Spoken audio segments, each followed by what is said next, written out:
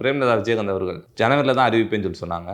அவங்க ஆல்ரெடி சொல்லிட்டாங்க, அவங்க பிறந்த நாளுக்கு தான் அறிவிப்பேன்னு சொல்லிட்டு. இல்லை வந்துடுவாங்க தம்பி, சும்மா அப்படி தான் பேசிக்கிட்டு இருப்பாங்க. இன்னொன்று, இந்த கூட்டணி தான் சொல்லிட்டாங்கன்னா அவங்ககிட்ட மைக்கு போட்டு கேட்குறதுக்கு உனக்கு என்ன இருக்குது சொல்லு. நீ தான் பிரேமலதா சொல்லிட்ட, நான் தான் ஜேர்னலிஸ்ட்டு, நீ இந்த கூட்டணியில் இருக்கன்னு தெரிஞ்சிருச்சு, எத்தனை சீட்டு அப்படின்னு தான் கேட்க முடியும். இன்னொன்று இப்போ பேசுகிற மேட்டர் அது எத்தனை சீட்டுன்றது நாங்கள் ஜனவரியில் தாங்க சொல்லுவோம் எங்களோட நிலைப்பாடு என்ன அப்படின்னு சொன்னால் தானே திருப்பி மேடம் எப்போ சொல்லுவீங்கன்னு கேட்டுக்கிட்டு இருப்பேன். அதான் சொல்லிட்டேன்லப்பா ஜனவரியில். சரி, யார் கூட கூட்டணி ஜனவரியில் சொல்லுவீங்க, யார் கூட கூட்டணி அது சஸ்பென்ஸு. ஆனால் தேமுதிக இடம்பெறும் கூட்டணி தான் வெற்றி பெறும், இப்படி உருட்டலாமா? இல்லை இந்த கூட்டணின்னு நீ சொல்லிட்டேன்னா அப்புறம் என்ன இருக்கு? கூட்டணி அறிவிச்சுட்டு அந்த கூட்டணி கட்சியும் மதிக்காது. அவ்வளோ யூர் ரைட். அதில் நேற்று வேறு சொல்லியிருக்காங்க சார், இந்த ஒரு ராஜ்யசபா சீட்டுக்கு நாங்கள் கூட்டணி வைப்போம்னு நினைக்கிறீங்களா?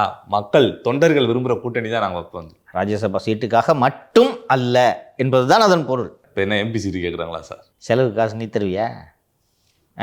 எல்லாத்தையும் சொல்ல முடியுமா?